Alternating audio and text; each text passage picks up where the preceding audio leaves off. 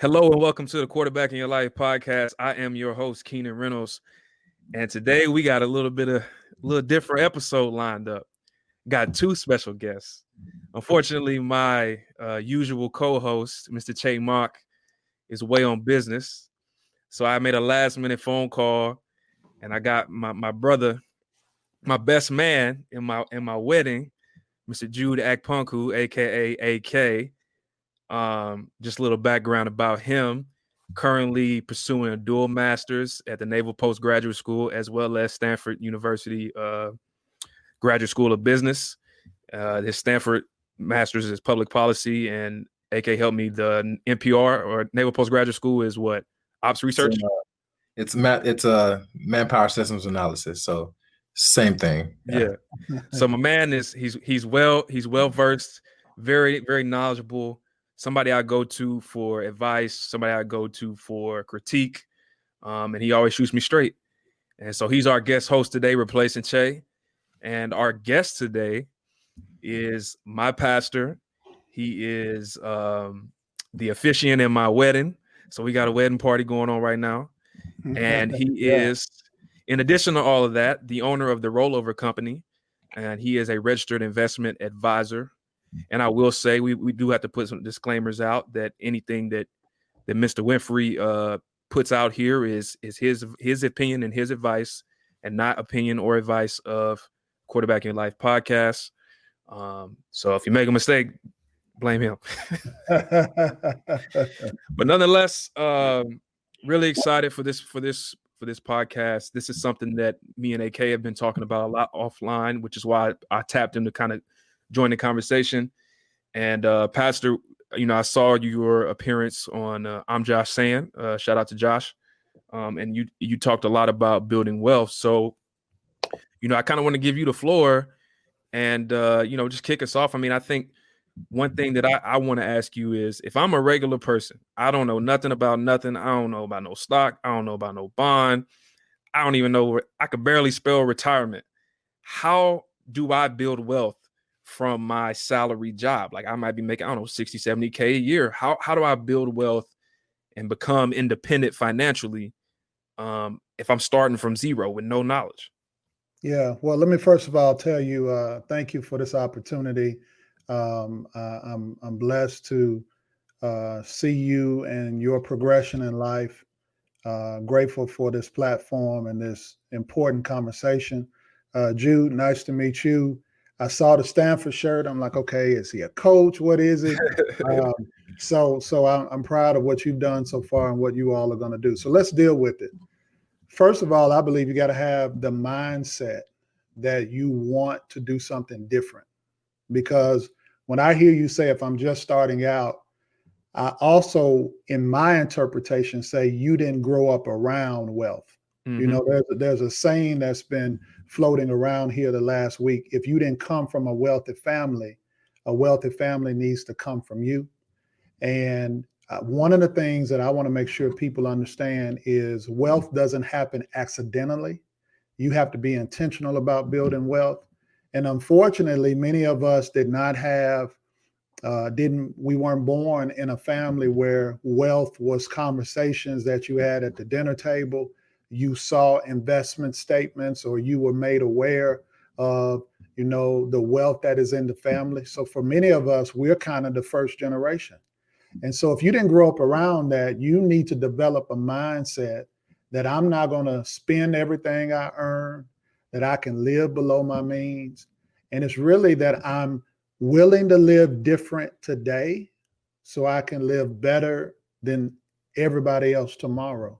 Because sometimes when I say sacrifice, a lot of people feel like, oh man, I can't go out to eat. I can't go on vacation. I can't enjoy myself. No, I'm saying that you need to have a mindset that my goal, and hopefully we'll talk about this in a minute, of how, the idea of 30 or 40 years working at a job and you retire with a pension and you'll have, this great 401k, man, that's a myth. Like, that's not the way to do it anymore.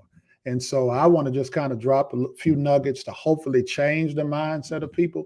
But it begins with, you got to make up in your mind that you want to build wealth. You want to be financially independent. Because I work with clients every day, and their definition of being in retirement, some just want to be comfortable. Some want to have more than enough. Some just want to be able to continue to buy a car every 3 or 4 years. So it's a different definition for everyone. I would rather use the term financially independent, where you're not dependent upon an employer, you're not dependent upon the government. If all else fails, you have enough money that you've built up on your own that you can do all the things that you want to do. Because if we hadn't learned anything in 2020, man, there's no guarantees with any of this, right? Jobs can be taken away, industries can be shut down.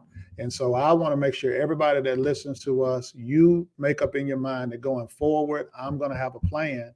And hopefully we can share some tips tonight that everybody can implement on their own. For sure. So I kind of want to put a kind of bring something up that you talked about. You talked about mindset. You talked about not coming from a family where there's wealth or where there's conversations at the table about investments. I know personally for me, I don't come from a family that has thought about investing. I remember, and I'm not sure if I even alluded to this on the podcast before, but I remember being in high school and like all the kids in my school, I went to a private school, all the kids, all white, they were like, yeah, my parents, they got a college fund, and when I go to college, if I get a scholarship, they said they're just going to give me the money. So I remember I went back to my parents and I was like, yo, do y'all have a college fund for me? And my mom was like, she looked at me funny. She said, that scholarship you got is your college fund. So, but it was just interesting because that was the first time I heard of it. And they probably didn't even know, like, what are even the steps to do a college fund. I mean, they had the money for it. They were paying for me to go to private school. They just didn't know. Like, they didn't come from a family of that. So it's just a continuous cycle over and over and over again, where as you keep passing down the lineage of knowledge, it's all the same thing. So like one thing that me and AK talk about a lot is kind of that spin cycle. Like, like you said, you wake up, you go to work for 30 years, you retire, you get your pension, and then you call it a day. And me and him are very adamant about not being that type of people, about really like, what can we really do? Like, I don't believe that we're put on this earth just to work for 30 years, retire, and die. I think there's got to be more to it. And I think it starts with, like you said, changing that mindset, finding out what I need to do, and then figuring out from there, okay, do I want to take the steps willingly to do that? Yeah, you said a whole lot, so let me kind of unpack it. When we realize that most employers do not even offer pensions anymore, that's already a strike against somebody who feels like, well, I can wait, I've got time. And the reality is this: when 70% of African Americans who are over the age of 50 are not prepared for retirement, that's a problem. And that narrative has to change. My specialty is we focus with pre-retirees and retirees, but when they pass away and their children are now inheriting all these assets, I'm finding many times I've got to educate them, because this is the first time that they come into this type of money. And if they're not careful, man, they'll think this is an ATM machine. They won't even factor in the taxes and penalties. And so I think what you're doing right now with your platform of education, that's like the first step we've got to do. We've got to become knowledgeable. And I'll also say we got to not be afraid, because for many of us, because this is new information, we go all the way to the extreme of like, oh, if I invest, I could lose all of my money. And, every day we wake up and walk out the door, we're taking a risk, man. We leave, there's no guarantee we'll come back home. You get in a car, you got a greater chance of having an accident by car than you do by plane. And so we just have to, I think, bring it down to a level where people can understand that it's really not rocket science, man. If you have the proper professionals around you, people of integrity, and you make an effort. Like, we have no excuse now, man, between YouTube, our telephones, books, like you can find out anything that you want to find out.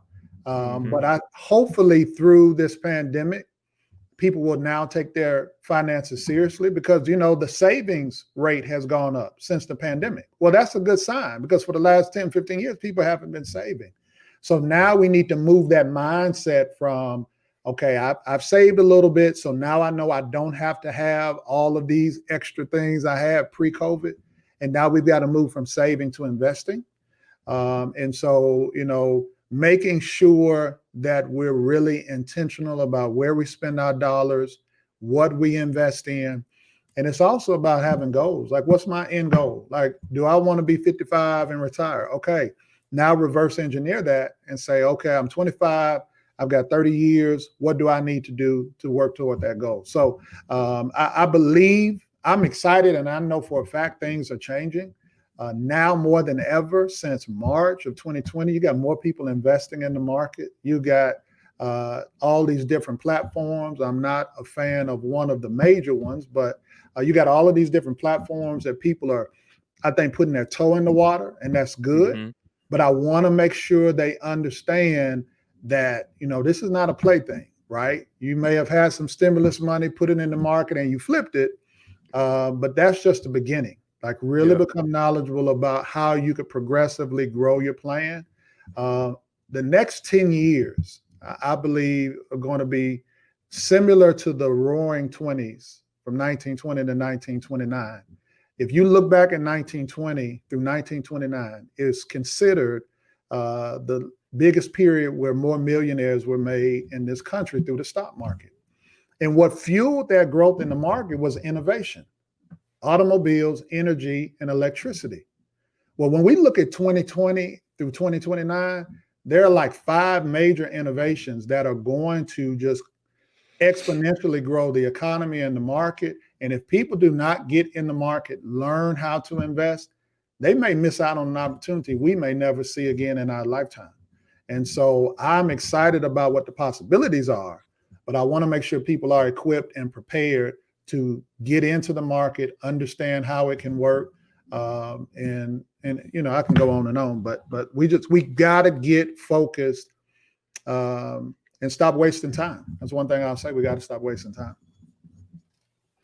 Yeah, I 100% agree. I 100% agree about being early in the innovation.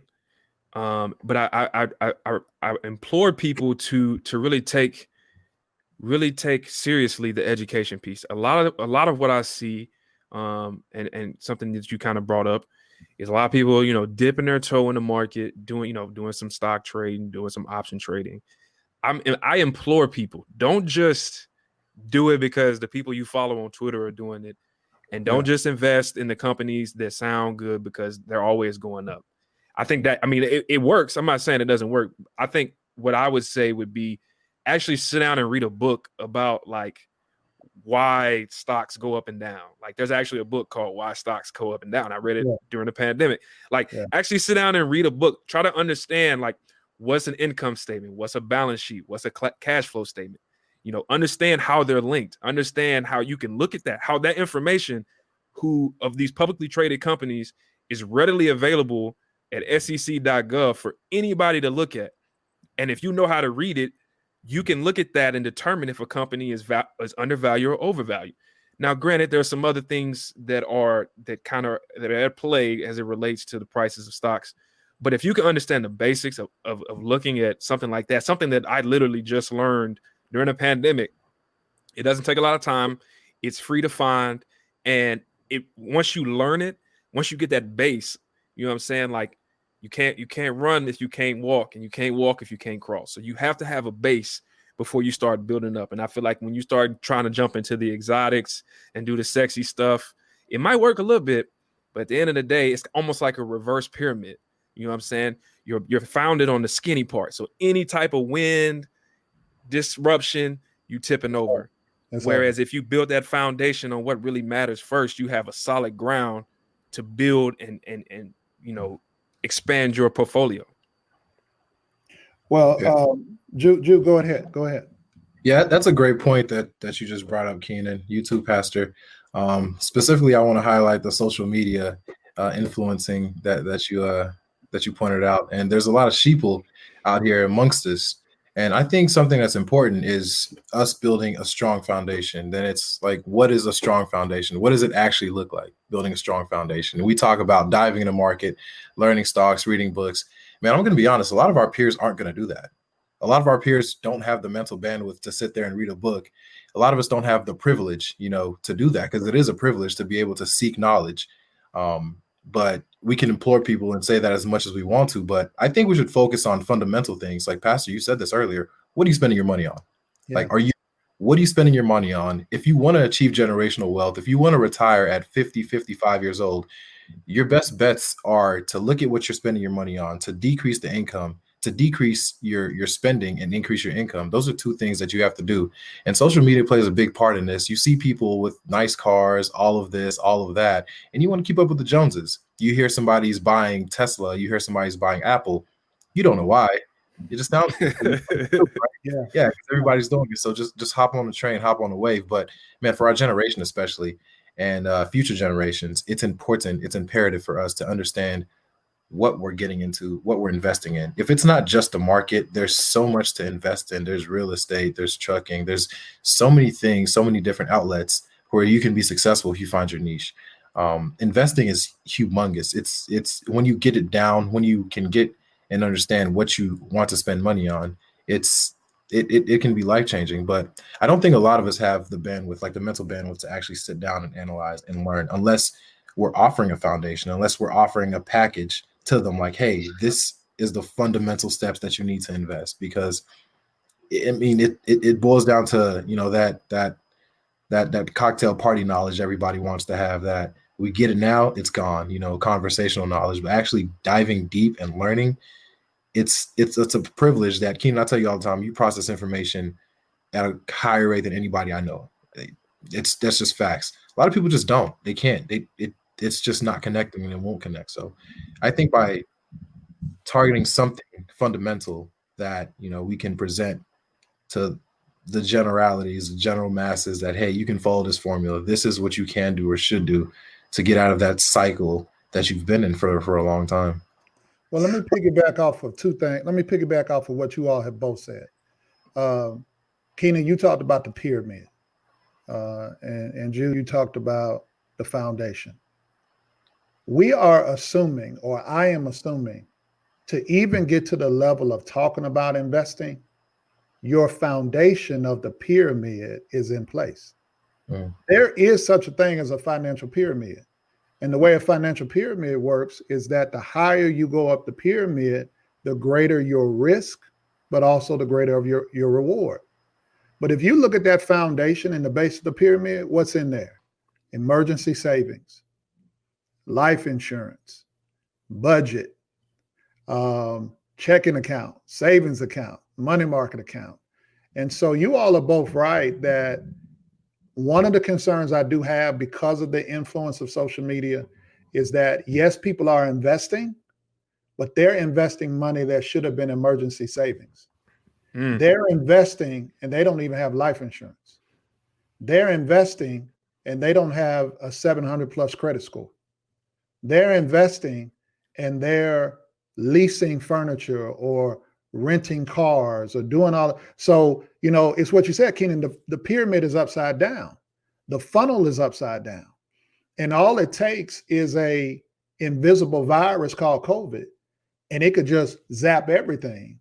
And so when your foundation is not strong, and it's a reason why before I can do any type of investment account, I have to verify your income. I have to verify your liquid assets.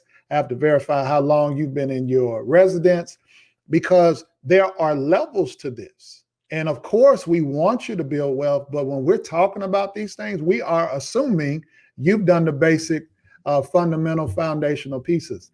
And so, real quick, let's just get that out of the way. Get 3 to 6 months of your living expenses saved. Follow a budget, because the whole purpose of having a budget is so you do not overspend, that you can save, and from saving you go to investing. And we have to stop making like budgeting and sacrificing a negative. We have to really put it in the mindset of people that it's necessary. Like, no business can overspend every month and stay profitable or stay in business. Every one of us are CEOs over our own business. That's our financial house. And if we overspend, we will be bankrupt like any corporation would. And unfortunately, the bankruptcy laws kind of can give you some reprieve, but that's just not a good formula to follow. And so, yes, we are assuming you have the foundational pieces, but Jude, you're exactly right. A prepackaged program would be ideal, because where I will push back on what both of you all have said is you all are the anomalies and exceptions to the rule. Most people haven't even read a book since they graduated from high school.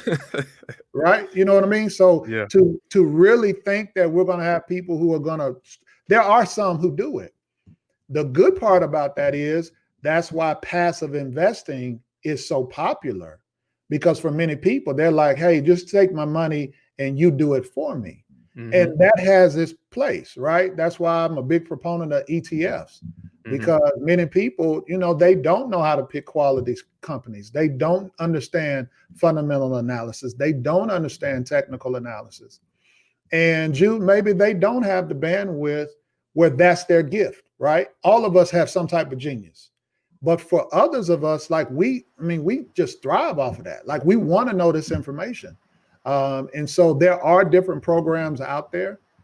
What I do think is going to have to be different, though, because we can call names of all of these financial pundits, all of these financial TV stars.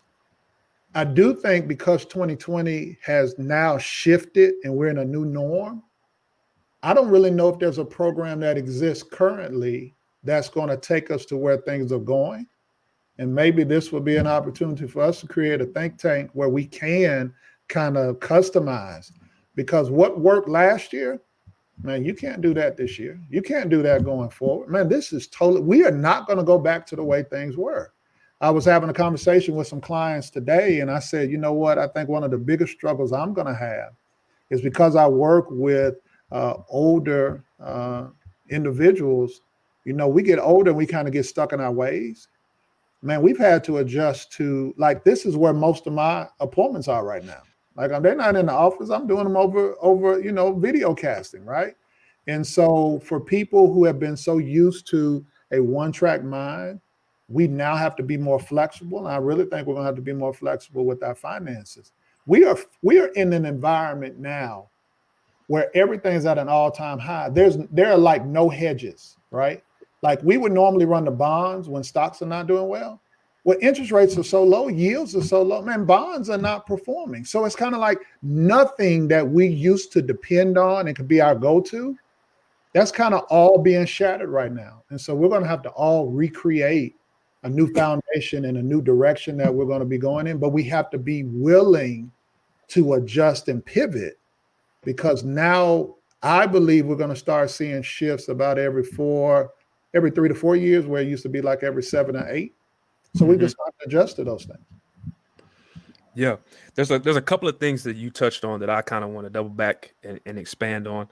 So a couple, you talked about some of the things that were said was, we talked about sacrifice, we talked about discipline when it comes to the budget. And I think that is a direct proponent of what AK was saying as it relates to bandwidth, and also as it relates to the current state of society that we are in. And what I mean by that is this. It's really hard to make discipline cool and to make sacrificing cool when you scroll on your phone and you can see such undiscipline. You can be undisciplined and and everybody else is doing it. We're in a microwave society where everything is happening so fast, where bits of information, like you said, AK, it's cocktail party, info. You get enough just to drop it back out. You read a headline just to say you're informed about what's going on. So we don't necessarily live in a society that's conducive to like deep diving analysis, which some could say is good and it's been profitable for others, right? And then on the other hand, I would argue that it's melting our brains, and that's something that it's a personal battle for me to fight. But I also think the way that we can combat that is like you said, people that are willing to do that deep dive analysis, that are willing to learn, being able to bring that information to the forefront and tell other people about what's going on. And at the end of the day, that's lacking in our community. That's lacking amongst people that look like us. So the question becomes, we're already behind the curve. We were behind. You come out of the womb black, you're behind the curve. Right. And then you add in the fact that it's not cool to sacrifice, not as cool as it used to be disciplined, that we're in a quick twitch society. How do we use all of that to try to make up all that ground and make up what we are somewhat lacking in some areas? Well, this is where I would say social media does help. And let me tell you why I say that. Unfortunately, when we are all kind of in our own bubbles, we will feel like Jeremiah was in the Bible, where Jeremiah was like, Lord, look, I'm the only one out here trying to live right. And the Lord said, no, Jeremiah, it's a lot more people other than you, right? And what social media can do, because it's good and bad and everything. What it can do is it can inform you and bring you an awareness of people who may be across the country you've never seen before, but they look like you, probably about the same age, and you're like, oh man, this cat, okay, I like what he's saying. And so I do feel connections are being made that otherwise you could only do if you went to a certain college, or maybe you were part of a certain group, social club. And so I think that's making the barriers of being able to meet people, being able to connect with like-minded people much easier. But I also believe that one way that we can change the narrative and change people's actions, there are going to be some people who are going to come out of 2020 not well, right? Who have already lost their job, will probably lose their home, may have to lose some other financial tangible things. And we are going to have to, as family members and friends, help them. And that may light a fire for some who are like, man, I'm barely making it myself. What do I need to do that's legal, that is, realistic, that I can increase my income or increase my means, because now I've got to support myself and maybe a brother or sister or a niece or nephew. And so for some people, they need something drastic like that. For other people, man, they're like, look, I may not want a Benz like I saw on the ground, but I want to drive a better car than what I'm in. What do I need to do? And so I think there are some positives that can come out of this. Yes, microwave society, sound bites, like that's 2020 and beyond. That's nothing new. It's going to actually get worse. We do have to recognize people's attention spans are very limited. And so, that you got to catch somebody's attention, right? So you have to balance with, okay, I know psychologically what needs to be done just to grab you. But then once I've got you in, now let me give you some real meat. All right. So you were baited with some sugar that enticed you to come in. But now that I've gotten your attention, let me show you that I'm a person of integrity. Let me show you what's working for me. Because, there are enough programs and enough outlets where we can talk about all the negative. I'm seeing a lot of positive that's going on, man. There are people who are open. They are willing to say, okay, I want to learn something. To see so many people who are in options right now, when like that was truly an exclusive club, like when I talk about the financial pyramid, that's up at the top. To hear people talk about it, man, I'm excited. Now, do I want people to lose all of their money, which some people are, because they're not telling you that side of it? Yeah, but for some, you told them the stove was hot and they still put their hand up, but now they won't do that again. And so it is bringing down some of these unrealistic expectations. But I think this is a perfect opportunity, man. The seeds have been planted where people are waking up and realizing, like, there's got to be another way. Like, I saw my parents work 30, 40 years and they did all right. I saw some people who were doing illegal things and they went to jail. So I knew that wasn't the way to go. Like, there's got to be something else, right? Yeah. And so now people are saying, you know what? It is kind of cool to want to know about this stuff that I should have been listening to when I was in high school. Now I got to go back and listen, right? I mean, like being a nerd is kind of cool. Now, I'm not going to tell you I'm a nerd, but if I see that this is going to lead to man, y'all won't believe how many people are now coming to me who were stone cold gangsters. They were not thinking about school, and life has brought them to a point where they're like, I tried that didn't work. Chuck, show me the way. And so it's like, okay, all you got to do is keep doing what you're doing, do the right thing, and over time, your actions and the fruits of your labor will show, and people will look to you and be like, man, what are you doing? Because obviously what you're doing is working. And so that's why I think platforms like this, I think what you all are doing, and this is one thing I want to challenge you all on. Everybody can teach 2 or 3 people in your center of influence, right? And if we don't do anything else, if we don't at least take those 2 or 3 people and show them what we've learned, really that may be the best thing that we could do, because there'll be many people that'll listen to this podcast, but they won't take 0% action, right? But those people that are really close to you and remember where you started and see where you are now, like I had it happen to me just last week. Had family member call and like, man, been without a job for a while, got this retirement. I've had money sitting there. I knew I should have invested with you. Now tell me what to do. I'm like, oh, okay. We've been here the whole time, but life is now forcing people to kind of change their whole way of thinking and their living and their mindset. So I believe what we can do is take and glean all of these things that we can, and then go back out and share it with other people. And there'll be some who will get it. There'll be others that'll be like, whatever. And we can't worry about that. We can just only work with those who are willing to say, you know what, show me the way. And that's what I'm seeing a lot of people are doing right now.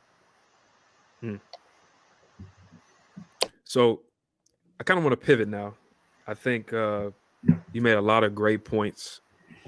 And now I kind of want to dive into something that is a little been on my mind heavy over the last few days. In the context of building wealth, in the context of, let's say we're working our way up that pyramid. We've already got the foundations down, and now we are moving to a level where we want to have real wealth, life-changing wealth. I find an argument to be said about people that come into large sums of wealth, and I'm talking like, 9 figures, 8, 9, 10 figures, right? Billionaires, multimillionaires.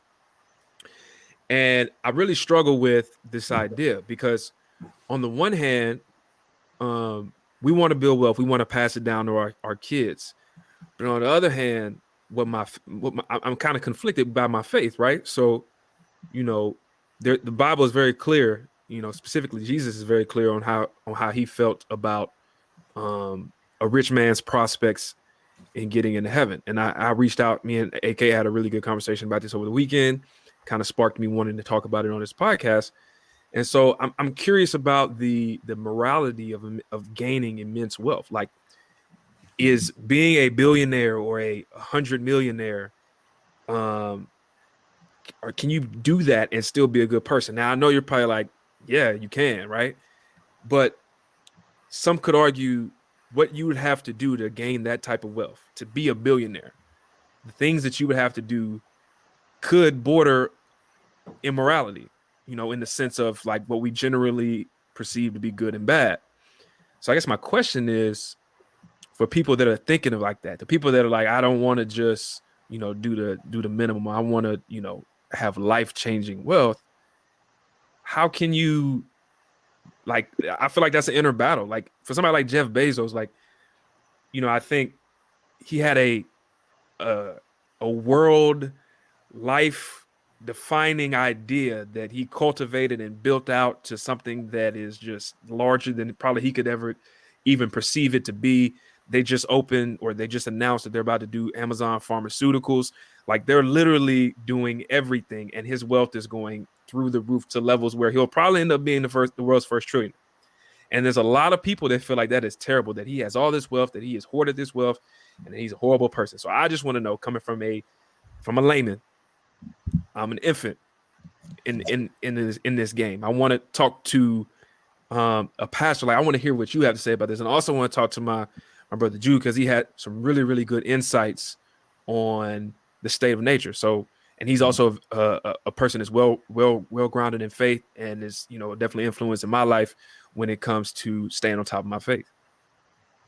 Yeah. So who goes first, me or Jude? Because Let's get AK. Let's get AK.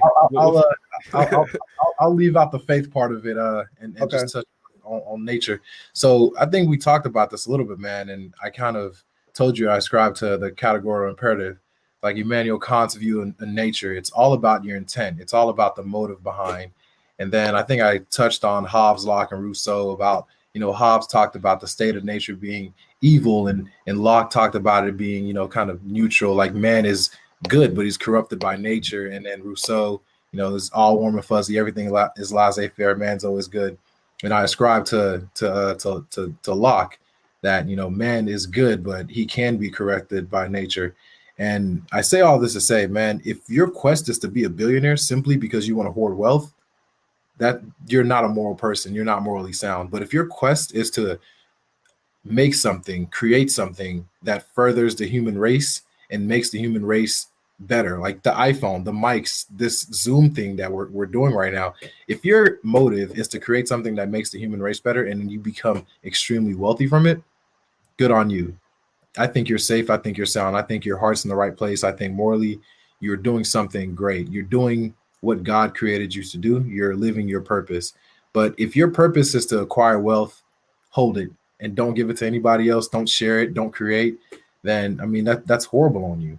And again, back to the intent behind it. Immanuel Kant, he argued, he expounded on John Locke's statement of, the categorical imperative. Like everything that you do, there's an intent behind it, and there's a category behind that intent. It's why are you doing this? What is your motive? Like, what is your motive? Why are you trying to acquire this wealth? Why are you trying to be a billionaire? Why are you trying to do this? And back to the first statement I made, it's all about your intent. It's all about why are you doing this?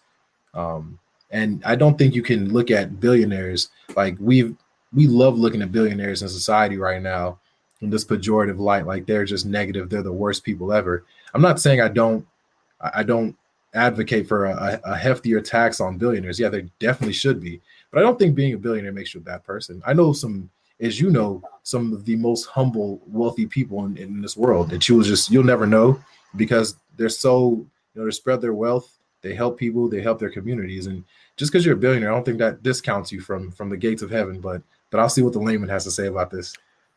Yeah. I love the philosophical references and the contrast and comparison. If we were to bring in the faith discussion, in Deuteronomy, it talks about, don't forget it was God that gives you the power to get wealth. That's Old Testament. So you may have some people say, well, I only need New Testament. Well, in the third epistle of John, the writer says, I would ask above all things, I wish above all things that you would prosper and be in good health as your soul prospers. Paul's letter to Timothy, he talks about, that a man should provide for his own household.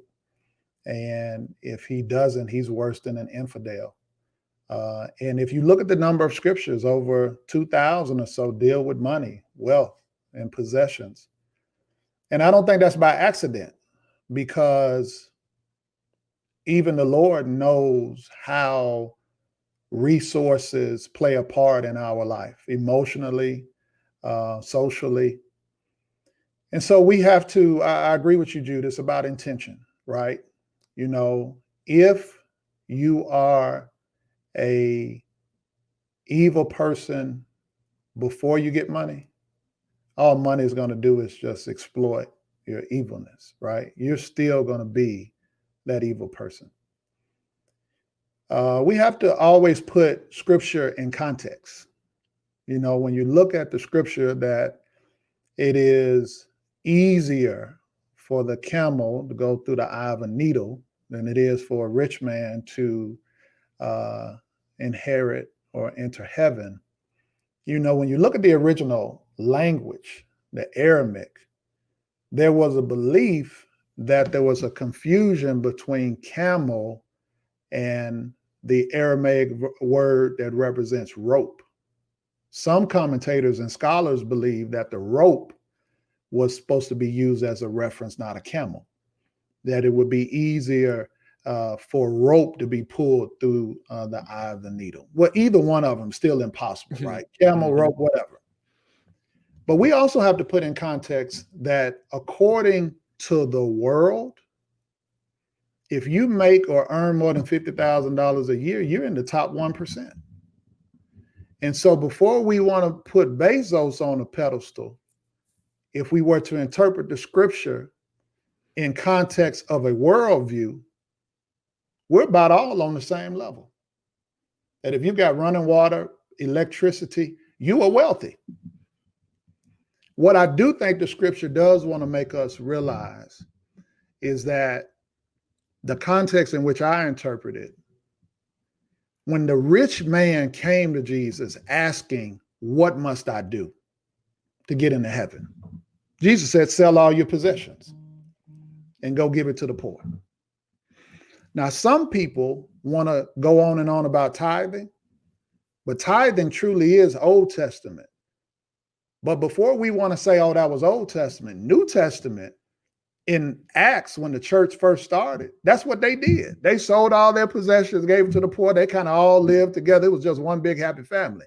Now, do you want to do that or do you want to give 10%? Which one you want to do, right? Now, this is my point. I bring that up because what Jesus was really saying, when you read the text, the rich young man walked away and he was sad. What the Lord wants to make sure of is you can have money. Money just doesn't need to have you. The text says it's the love of money that's the root of all evil. See, people leave out the love of money. They just say, oh, all money is bad. And I think that's why sometimes we can wrestle, because we almost feel like it's wrong that we have money, right? There are some people, and Jude, you alluded to this, like have the biggest hearts in the world. I've always felt there was a guy that I went to high school with, man, and I'm like, man, where this cat always got money? Like, I knew he wasn't doing anything wrong, but he just always seemed to have money. And when I really thought about it, one thing about him, if you ever asked him for something, he always gave it. Like, he didn't stutter, he didn't question, he didn't ask what you needed it for, he gave. And you know, there are really a lot of people who are just givers, right? And they always seem to have, because give and it shall be given unto you. You know, if someone creates or has an idea about something that can impact billions, what's wrong with them becoming a billionaire? You know, like it has been said, the more people you can serve, you know, the more riches and wealth that you can have. I want to make sure we understand that it's a heart issue. It's your heart, man. You've got some people, like you said, Jude, that all they want to do is just hoard the money. What purpose is that? Like, that's why I think Buffett and Gates came out with the pledge, you know, where they were encouraging other billionaires to say, look, how much of this are you going to give away? Like, is it 80 or 90%? Like, you know, you can leave the 10 or 20% to your heirs and they'll still be fine. Give the rest away, right? And what I have found is that the biggest joy I have found with the blessings that I've received is how I can turn around and be a blessing to other people. And it didn't take anybody to tell me to do it. It just got to the point where I was like, I can only drive one car at a time. I can only live in one house at a time. I've got as many suits as I'll ever wear. I'm not really big into shoes. I've been having the same watch for 20 years. I know my children are straight. My wife will be good if anything happened to me. I'm planning for the next generation and probably the generation after that. But then after that, what else I got to do? Why don't I turn around and bless others? And what I found is that when I give it out, before I could even give it out, it's already come back. And then I keep doing that over and over. And so that's the spin cycle that I see, that it just continues to just flourish. It continues to flourish. But it has to be in your heart. If it's not in your heart to do it, man, we could tell this to people till we're blue in the face and they'll be like, nah, no, I'm good. I want another car. I want to do this. And that's fine. But I think as we mature and as we get to a place where we have all seen people close to us, family members who've struggled like their whole life. and to be able to bless them, to be able to put them in a position, put them in a place where, their life is just made better. This time of the year, you're about to see turkey giveaways, you're about to see all of this different stuff, right?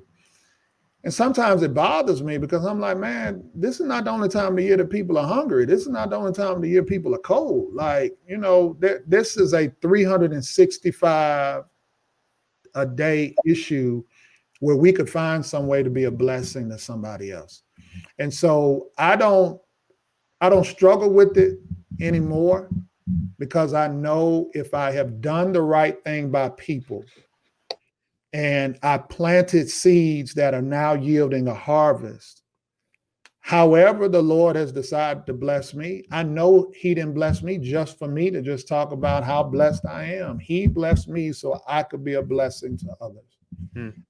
And so, it's about context. We got to always put the scripture in context. We have to realize too that allegorically, many of the scriptures, especially the way that Jesus taught, was to get over a point.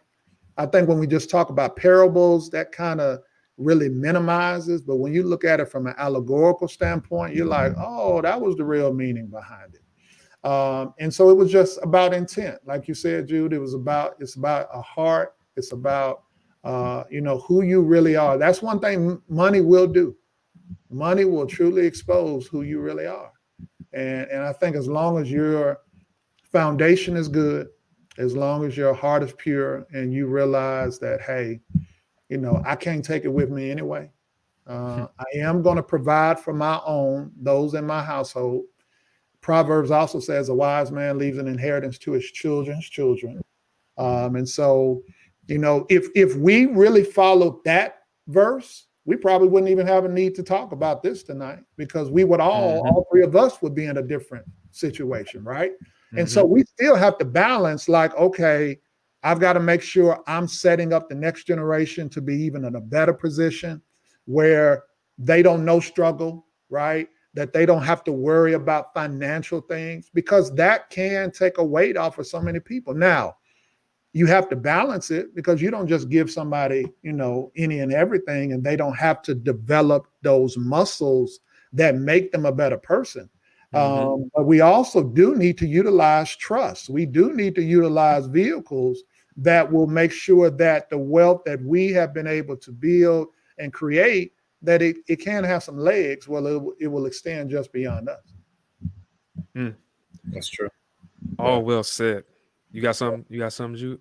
I was going to touch on, even in the Bible, Pastor, there's some rich men in the Bible as well that God used, that followed God as well, to his mission.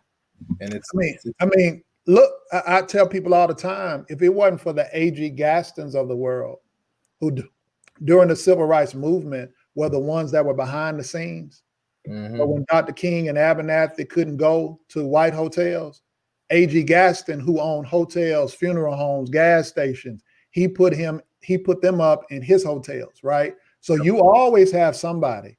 Lazarus was what? He was over the treasure. He carried the money bag, right? Jesus had money. Okay, we got to stop thinking like he just wore the same clothes every day. He was good, right? Mother Teresa, if you research her, like the wealth she had, like, the Vatican, like, is more gold in that one building. Okay. So, this disconnect that we think, unfortunately, that it's just about this pious living, because, we know people who can wear the clergy collar, but are just as evil as, anybody else. Right. So, I don't really get caught up in those types of arguments, because the truth of the matter is, for many people, we don't know how they made their money. We don't know what they did. I don't really know their hearts. Right. It's like the conversation we said earlier about social media. Social media can put an image. We can all create an image that we want to present on social media. And you will start to come up with your own belief of who a person is because of what you see. And that may be far from the truth. But for us, to work out our own, understanding and rationale, man, as long as your heart is good, man, you're fine. Now, there are some people, I will say this and I'll be done. There are some people who know they've done wrong things, so they're trying to ease their conscience by doing a lot of good later on in life, so that's going to always be the case. But Yeah. I really do think you've got some honest, hardworking people who have done well. I talked with a lady today. She's got over like $4 million, man, and is planning to give all of it, to charity when she passes away. So, just stories like that. I read a story yesterday of a faculty member who was at Claflin University, HBCU, who left $350,000 to Claflin in her will. Like, it's little stories like that, man. Like, there are still people who know it's not just about me, and in my own little way, I can provide some type of blessing to someone through my hard work, through my sacrifice, through my investing. So, you're gonna be fine, man. I know you good-hearted, man. But you don't have to worry about. We all have to always be on guard to make sure that we don't get engulfed in the temptation that can come with having access and options. That's all money gives you. It gives you access and it gives you options. Depending upon how much money you have, depends on what type of access you have. Depending upon how much money you have, gives you options of where you'll travel, where you'll live, what you'll drive. We just got to make sure we don't let that engulf us. And as long as we do that, I think we'll be good. Man, all well said. And I'm just really glad to have you two on the show. And really just I wanted to pick both of y'all's brain because both are a lot smarter than me, and really appreciate everything that you've given. And I kind of want to, I know we're up against time, so we're going to wrap it up, but I do want to leave with one quick point, and that is that you just got to think about yourself right now. Like, what you can give, like you are in a position more than likely that you can help somebody out, that you can give. So before you kind of point the finger at other people and try to say, oh, such and such is maybe hoarding, or there's no way they can have that much money and be a good person, like you should take a look at the speck in your own eye. And so, I hope that all of our listeners learned from this conversation, got better, is inspired really to just go Google search or YouTube search and just do their own homework. And that's all that we want to do through this podcast. Excuse me. And with that said, appreciate y'all again. And this is a Quarterback in Life podcast signing off.